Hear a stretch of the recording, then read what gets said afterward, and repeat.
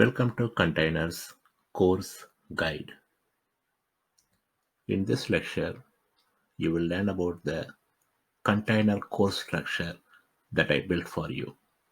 You will learn about virtual machines, containers, differences between virtual machines and containers, and supporting container tools such as Docker and Podman.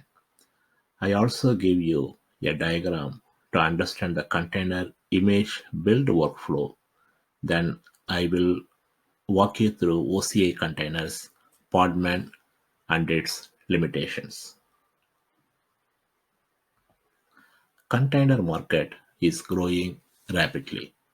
Almost every cloud provider gives container as a service and serverless computing platform to support your business. Azure, Google Cloud, Amazon, Alibaba, they all have their unique container managed solutions. Then we will learn about benefits of containers, challenges, and how the container market is growing today.